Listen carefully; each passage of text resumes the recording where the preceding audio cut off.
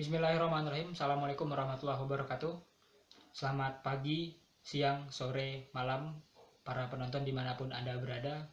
Semoga selalu dalam lindungan dan selalu tercurah kasih dan rahmat dari Tuhan Yang Maha Esa.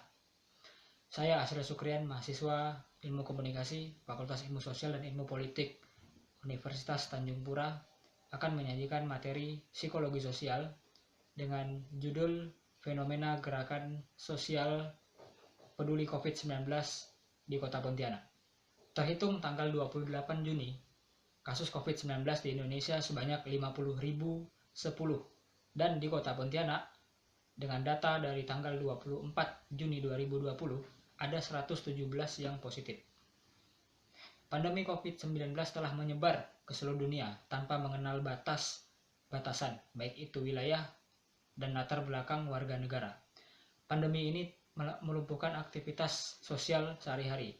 Praktis, ada dampak domino yang terjadi dan mengacaukan salah satu sektor kehidupan masyarakat global, yakni ekonomi. Di Indonesia, kita mengenal dengan istilah pembatasan sosial berskala besar atau disingkat dengan PSBB. Di Malaysia disebut dengan Perintah Kawalan Pergerakan atau PKP, dan di sebagian negara Eropa disebut juga dengan istilah lockdown. Apapun istilahnya, aktivitas berkehidupan normal seketika terhenti demi mengurangi dampak dari COVID-19 yang menyebar cepat sejak awal tahun 2020. Bulan-bulan awal pandemi telah kita lalui bersama. Ada untung dan rugi yang dirasakan, ada kebahagiaan dan tidak sedikit penderitaan yang dirasakan oleh saudara-saudara kita sebangsa dan setanah air. Bencana ini adalah kehendak dari Yang Maha Pencipta. Kita sebagai manusia haruslah selalu bersyukur dan selalu berikhtiar dan jalani hari-hari dengan nikmat dari Tuhan yang diberikan kepada kita semua. Rasa syukur tersebut harus dapat kita bagikan juga kepada sesama manusia dengan berbagai cara. Kita punya istilah gotong royong dalam kehidupan berbudaya sejak zaman leluhur kita. Gotong royong bukanlah hanya sekedar kegiatan seremoni budaya, melainkan haruslah menjadi gaya hidup bagi manusia Indonesia yang tinggal di 17.000 pulau yang tersebar. Gotong royong diterjemahkan di dalam lingkungan Patembayan karena memiliki ikatan emosional yang sama, yaitu sama-sama peduli dengan sebuah nasib anak bangsa yang sementara harus menderita akibat bencana dunia yang merenggut kegiatan hari-harinya bagi menyambung kehidupan pribadi dan keluarga. Menurut Anthony Giddens, gerakan sosial adalah suatu upaya kolektif untuk mengejar suatu kepentingan bersama atau gerakan mencapai tujuan bersama melalui tindakan kolektif di luar lingkup lembaga-lembaga yang mapan. Relawan adalah sebutan bagi kelompok yang dilahirkan dari rahim ibu yang berbeda, tetapi memiliki visi, misi yang sama, dengan prinsip kuat untuk bahu-membahu, saling membantu, mensinergikan kekuatan agar lepas dari keterpurukan. Di Kota Pontianak, kita bersyukur mempunyai sejumlah kelompok relawan yang giat untuk saling membantu. Bantuan yang diberikan sangat beragam dan dapat bermanfaat bagi keberlangsungan hidup. Kerelawanan umumnya timbul karena banyak persoalan sosial.